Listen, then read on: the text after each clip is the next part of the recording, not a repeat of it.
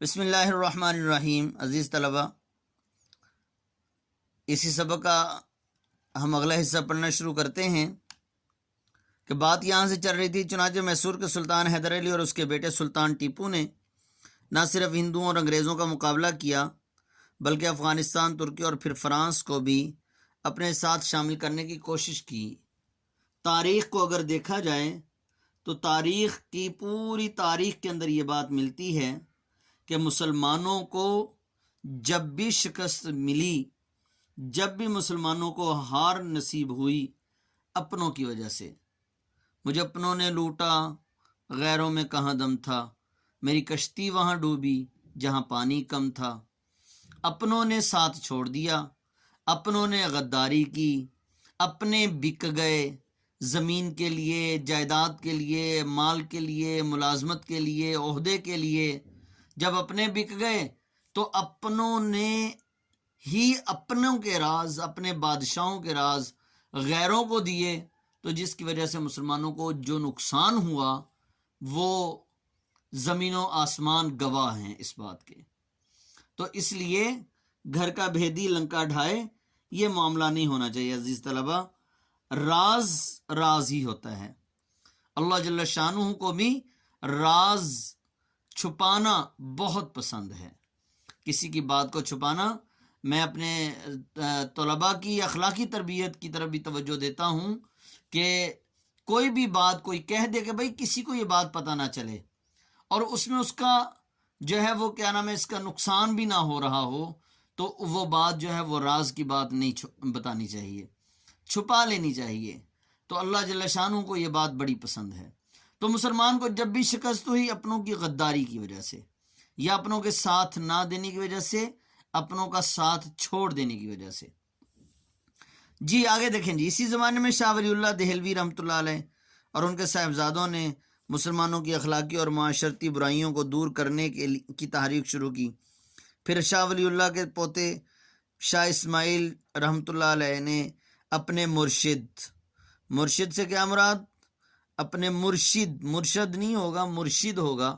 مرشد کا معنی اپنے پیر، رشد و ہدایت والے یا رہنمائی کرنے والے۔ مرشد کا معنی اصل بنے گا رہنمائی کرنے والے، راستہ بتانے والے۔ پیر سید احمد بریلوی سے مراد یہ بریلی شہر ہے، بریلی شہر کے رہنے والے تھے، تو اس نسبت سے یہ بریلوی ہو گئے، بریلوی لفظ ہو گیا۔ مرشد سید احمد بریلوی رحمۃ اللہ علیہ کے ساتھ اسلامی اصولوں کو دوبارہ رائج کرنے اور مسلمانوں کو غلامی سے آزاد کرانے کی کوشش میں 1831 میں اپنی جانیں قربان کی۔ کہاں کی؟ بالا کوٹ کی سرزمین پر۔ اور انگریز آج بھی ان کے نام سے تھر تھر کانپتا ہے، اور انگریز آج بھی ان کے نام سے ڈرتا ہے۔ شاہ اسماعیل شہید اور سید احمد بریلوی یہ بہت بڑی معزز ہستیاں تھیں، جو کہ مسلمانوں کے بہت بڑے، اللہ کے نام کو بلند کرنے والے، اللہ کے دین کی خاطر اپنی جانیں قربان کرنے والے لوگ تھے۔ تاہم انہوں نے مسلمانوں کے دلوں میں جوش اور ولولہ پیدا کر دیا تھا۔ چنانچہ 1857 کی جنگ آزادی میں مسلمانوں نے پھر اپنے قدم جمانے کی کوشش کی، لیکن انگریزی اقتدار مستحکم ہو چکا تھا، مستحکم مضبوط، اس لیے انہیں کامیابی نہ ہوئی۔ اسی زمانے میں سر سید نے مجبوراً انگریزوں سے مفاہمت کو غنیمت سمجھا، مفاہمت صلح کو۔ چونکہ انگریز غالب آ چکا تھا، اس لیے سر سید احمد خان نے اس بات کو لازم سمجھا کہ اب انگریزوں کے ساتھ جو ہے وہ صلح کر لی جائے، کچھ مان لی جائیں، کچھ منوا لی جائیں، حکمت عملی اختیار کرتے ہوئے۔ جی یہاں پر شاہ ولی اللہ محدث دہلوی تاریخ سن پیدائش ہے 1703 اور سن وفات ہے معذرت کے ساتھ 1763۔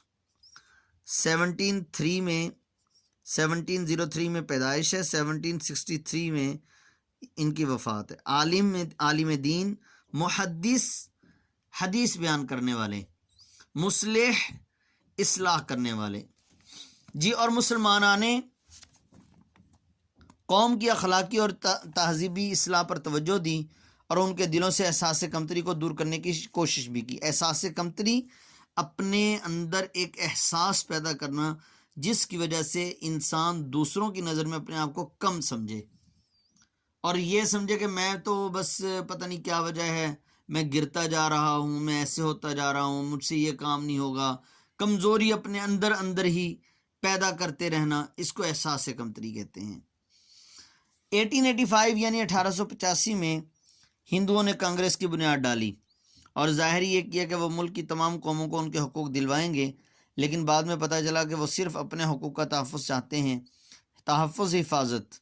انہوں نے مسلمانوں کو ان کے کاروبار سے محروم کرنے کی کوشش کی اور وہ سرکاری ملازمتوں پر بھی قابض ہو گئے، قبضہ کر لیا۔ نیز انہوں نے مسلمانوں کی مشترکہ زبان اردو کے مقابلے میں ہندی کو قائم کر دیا۔ سر سید نے مسلمانوں کو ہندوؤں کی کانگریس اور ان کی سیاست سے علیحدہ کرنے کی کوشش کی اور ان کے ایک دوست مولانا محمد قاسم رحمۃ اللہ علیہ نے دیوبند میں مسلمانوں کی دینی تعلیم کی طرف توجہ دی۔ مطلب یہ ہے کہ سکول و کالج کی تعلیم اور انگریز کی تعلیم کو حاصل کرنے کی طرف جو توجہ دی تاکہ انگریز کے ساتھ مفاہمت کر کے ہم اپنا کام نکال سکیں۔ اس کے لیے سر سید کو اللہ نے چنا، سر سید جو ہے وہ یہ کام کرنے لگے، اور دینی تعلیم کی طرف توجہ جو ہے وہ مولانا محمد قاسم نے کی، جو کہ دیوبند بستی، دیوبند شہر کا نام ہے۔ جس طرح میں نے آپ کو پچھلی ویڈیو کے اندر بتایا کہ بلکہ اسی ویڈیو کے اندر کہ بریلی بھی شہر کا نام ہے، دیوبند بھی شہر کا نام ہے۔ مسلمانوں کی دینی تعلیم کی طرف توجہ دی۔ پھر سر سید کے ایک رفیق یعنی دوست نواب وقار الملک نے 1906 میں کل ہند مسلم لیگ کے نام سے مسلمانوں کی ایک الگ تنظیم کی بنیاد ڈالی۔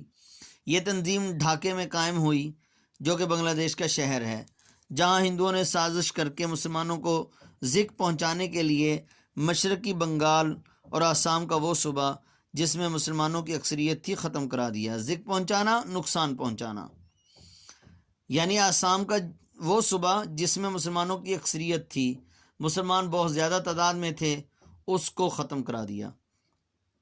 1911 میں اسی علاقے کو پھر بنگال میں شامل کرا دیا۔ جی بقیہ انشاءاللہ اگلی ویڈیو کے اندر۔